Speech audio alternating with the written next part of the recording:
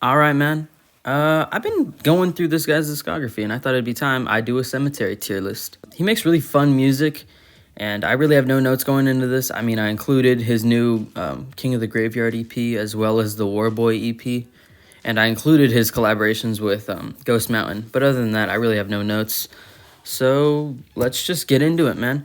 I feel like this is going to be one of the only videos where I'm going to have to say this at the beginning because I know how big of a hot take this is in the whole Haunted Mound community. But yeah, just this is my opinion. Take it like a grain of salt. So when I say that this is Cemetary's worst album, no, this is just how I feel. Because at the bottom of D tier, I'm going to throw Gravehouse. I see a lot of Cemetery fans saying, "Oh, this is his best album. It's peak." Personally, though, I think that this is one of his most underdeveloped sounding albums. The production is not great at all. I feel like there's no drums on here. It's just really boring synth lines. Cemetery and Ghost sound very passive. And I don't think that they're strangers to sounding sleepy, But they sound good with the good production. Just on here, the production is super stagnant.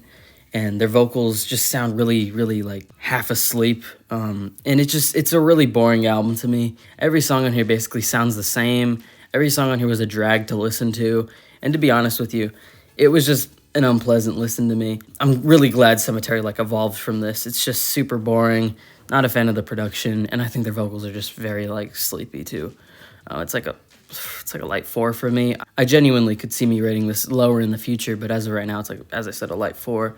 A super boring album. Above that, though, we're just going from straight mid boring to pretty good, actually. Because at the bottom of B tier, I'm going to be throwing Warboy EP. This is a good EP. There's really no standouts or big highlights or lowlights for me. It's just a consistently great little EP of Cemetery songs. Nothing really more to say. It's a light 8 for me.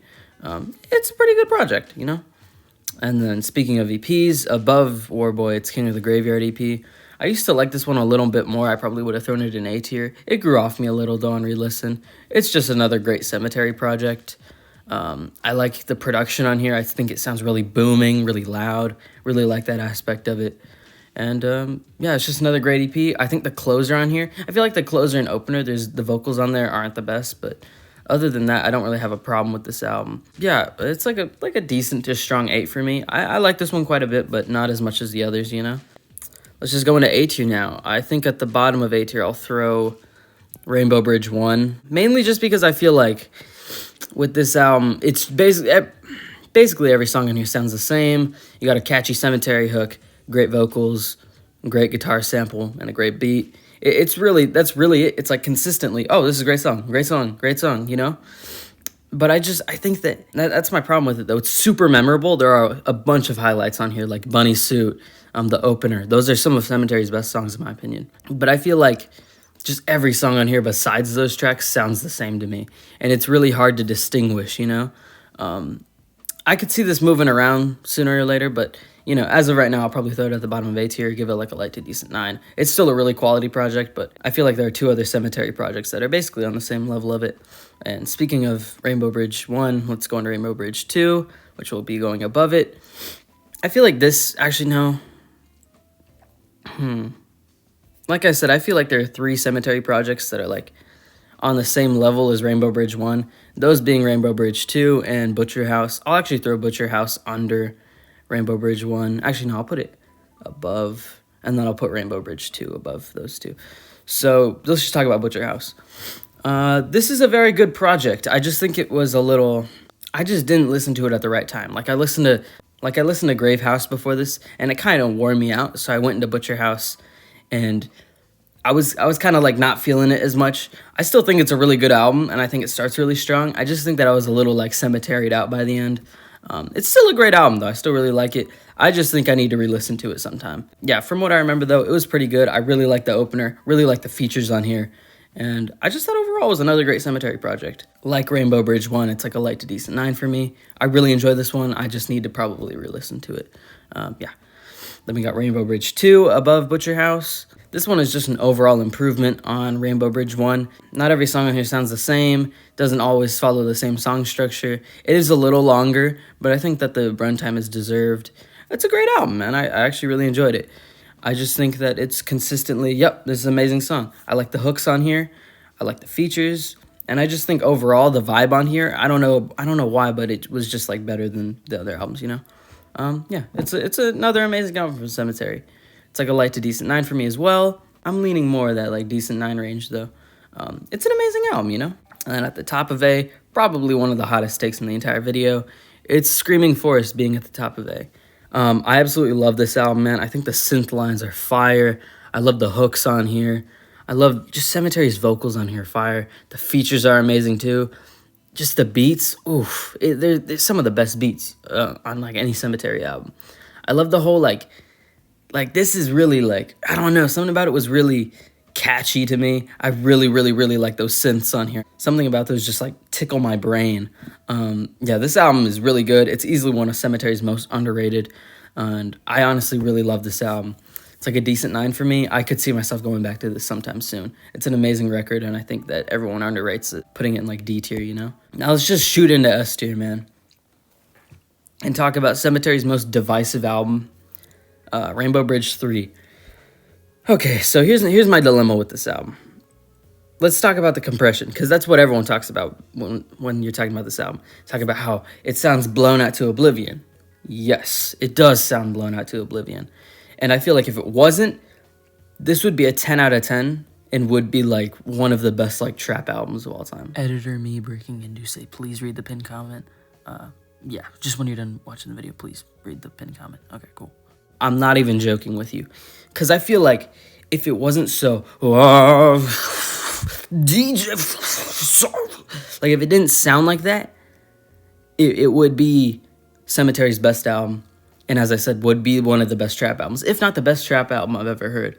It would just be like, it would be peak, you know, because it's super, the beats on here just buried under everything, fire. The hooks are crazy. Some of Sematary's best hooks show up on here, just like the necromance. It's crazy good, crazy catchy. I love just the whole entire like scary vibe of this thing.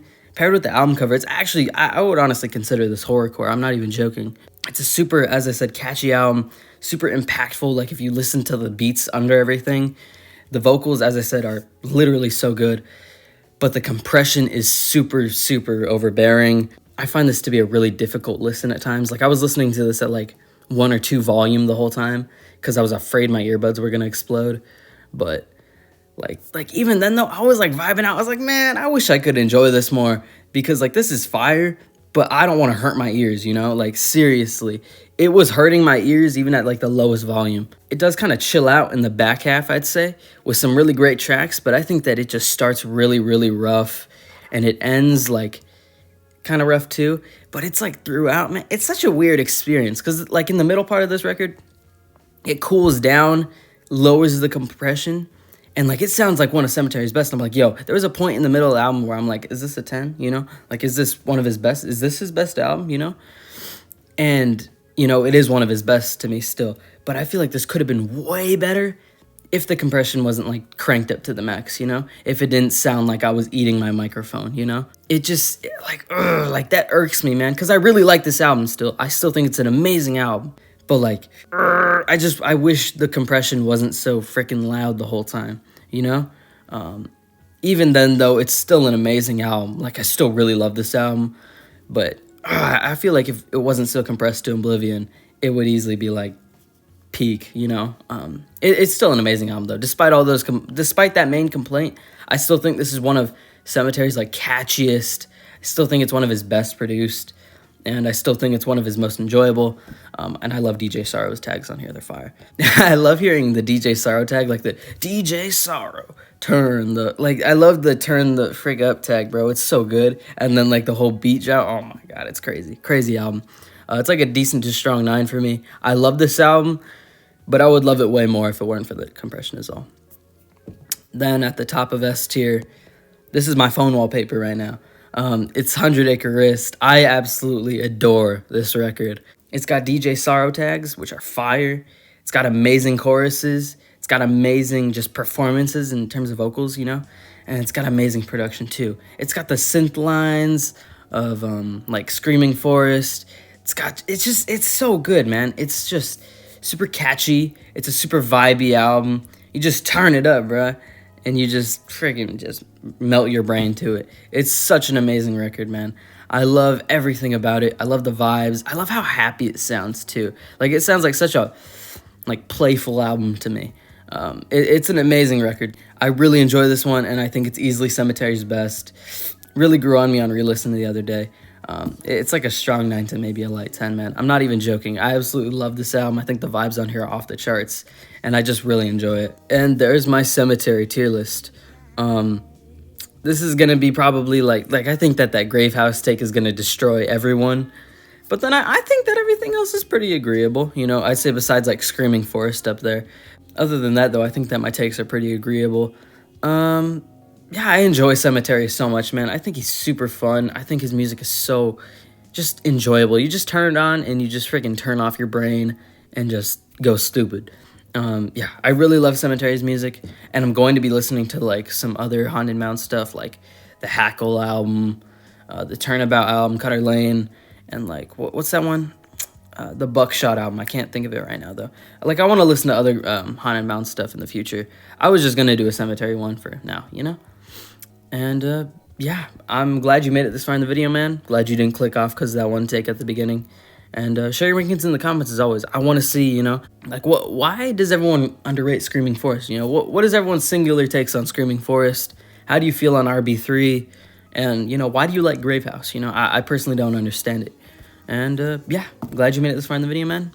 Hope to see you in the next one. Bye.